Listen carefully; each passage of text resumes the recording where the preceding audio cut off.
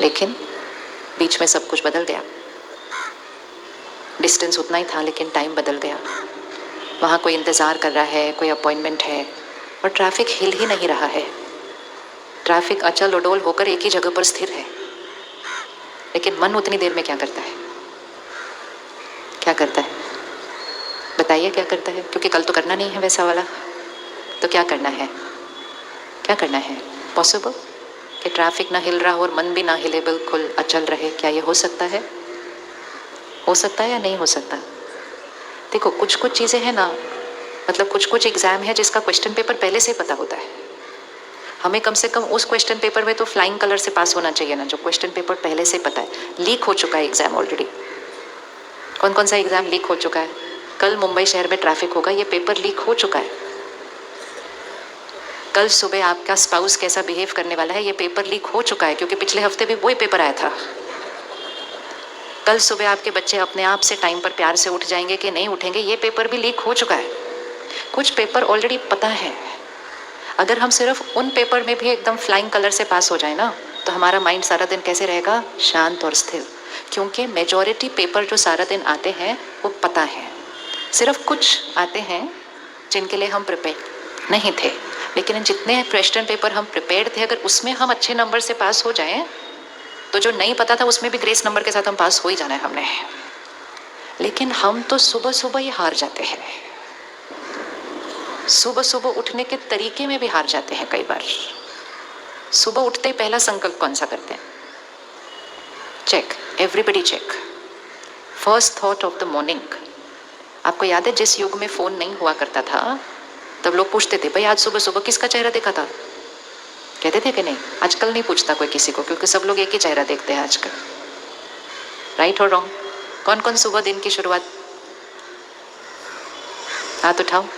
15 दिन रह गए नया साल शुरू होने के लिए। आज हमने बड़ी फिक्स्ड नई नई चीज़ें डिसाइड करनी है, जो नए साल से पहले करनी है। हमने 1 जनवरी को नहीं करनी है। 1 जनवरी को हम अपनी आदत बन चुकी है, उसकी अपने लिए सौगात दे सकते हैं। ये नहीं कि हम 1 जनवरी को डिसाइड करेंगे कि हमने क्या क्या करना है। कौन कौन सुबह सुबह सबसे पहले फ़ोन का चेहरा देखता है? हाथ उठाओ। और रात को सोने से पहले भी उसी का देखते होंगे फिर तो। और हमने सोचा ये तो नॉर्मल है, इसमें रॉन्ग क्या चीज़ है? राइट कि नहीं? ये तो रॉन्ग क्या चीज़ है, इसमें तो कोई प्रॉब्लम नहीं है। बाकी गहरी बातें तो बाद में। लेकिन कितना भी गहराई से ज्ञान समझ में आ जाए, कितना भी गहराई से हम मेडिटेशन का अनुभव कर लें, अनुभव ये कहता है कि अगर ये फ़ोन का एडिक्शन नहीं छूटता, अगर ये फ़ोन से कंटेंट कंजम्पशन पे रिस्ट्रिक्शन नहीं लगाई जाएगी, तो कोई पुरुषार्थ हो नहीं पा रहा है, नहीं हो पा रहा है। तो एक छोटा सा खिलौना है, अपने आराम के लिए आया था, और आराम भी बहुत दिया है इसने। देता है कि नहीं आराम ये सारा दिन? क्या हम इमेजिन कर सकते हैं कि ऐसा जीवन अब फ़ोन नहीं है जिसमें? हम कौन कौन थे जब फ़ोन नहीं थे? हम लास्ट जनरेशन है जो इसने जीवन जिया जब फ़ोन नहीं थे। हम तो वो भी जनरेशन है जो दूसरा वाला फ़ोन भी नहीं था, तार वाला फ़ोन भी नहीं था, पड़ोसी के घर गए थे सबसे पहले फ़ोन पे बात करने के लिए। So we know how it is. लेकिन फिर भी आज हम उसके बिना नहीं चल सकते, क्योंकि उसने हमारी लाइफ को बहुत आसान कर दिया है। लेकिन परमात्मा एक बहुत इंपॉर्टेंट लाइन हमें सिखाते हैं। परमात्मा कहते हैं साधन को यूज़ करो, साधन को यूज़ करो, साधना को अफेक्ट नहीं होने देना, और साधन को यूज़ करते हुए साधन का गुलाम नहीं बन जाना। साधन को मालिक बन के यूज़ करना है। What is the difference between मैं फ़ोन का मालिक, मैं फ़ोन को कंट्रोल करता हूँ, या फ़ोन मुझे कंट्रोल करता है? आजकल क्या हाल चाल है? कौन किसको कंट्रोल कर रहा है? कौन किसको कंट्रोल कर रहा है? मैं फ़ोन को कंट्रोल कर रहा हूँ या फ़ोन मुझे कंट्रोल कर रहा है?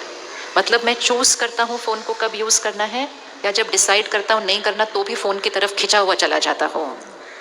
कौन किसको कंट्रोल कर रहा है? क्या हाल चाल है मौसम का? क्या हाल चाल है? कौन किसको खींच रहा है? एडिक्शन एक संस्कार है, और किसी भी चीज़ की अगर एडिक्शन होती है ना, तो आत्मा की शक्ति घटती जाती है, क्योंकि मैं मालिक की बजाय किसी चीज़ पर निर्भर हो गई। एडिक्शंस तो दुनिया में पहले भी थी। कोई है जो हर घंटे एक सिगरेट पीता है, लेकिन फिर भी वो घंटे में एक बार ही तो पीता है ना। कोई है जो रोज़ अल्कोहल लेता है, फिर भी वो दिन में 1 या 2 बार ही तो लेता है ना। लेकिन हम फ़ोन दिन में कितनी बार यूज़ करते हैं? तो जो ये एडिक्शन आई है ना, इससे बड़ी एडिक्शन अभी तक कोई आई नहीं थी। एंड मोस्ट इम्पोर्टेंट, जो कुछ भी ऐसे सब्सटेंस लेते हैं वो एक पर्टिकुलर आयु के बाद लेते हैं। कोई 18 साल के बाद लेगा, कोई 20 साल के बाद लेगा। फ़ोन की एडिक्शन कौन सी एज से शुरू हुई है? फ़ोन की एडिक्शन कौन सी एज से शुरू हो रही है? फ़ोन की एडिक्शन कौन सी एज से शुरू हो रही है? हाँ, वेरी गुड आंसर। फ़ोन की एडिक्शन शुरू हो रही है माँ के गर्भ से। दिल्ली में पोल्यूशन बहुत है, तो थोड़े दिन पहले एक बार सीनियर डॉक्टर ने एक बहुत अच्छा वीडियो सर्कुलेट किया, जिसकी आप एनालॉजी को अगर कंपेयर करेंगे ना, तो उन्होंने कहा, क्योंकि वो पल्मोनोलॉजिस्ट हैं, लंग्स के डॉक्टर हैं, तो उन्होंने कहा हमारे पास बहुत लोग आते हैं लंग्स के कैंसर के लिए, लेकिन वो 50 साल के एज के ऊपर आते हैं। क्योंकि नॉर्मल एवरेज व्यक्ति, उन्होंने कहा 20-25 साल की आयु में सिगरेट पीना शुरू करता है, उसके बाद उसको 20-25 साल लगते हैं कि वो एडिक्शन उसकी एक डिजीज़ बन जाता है।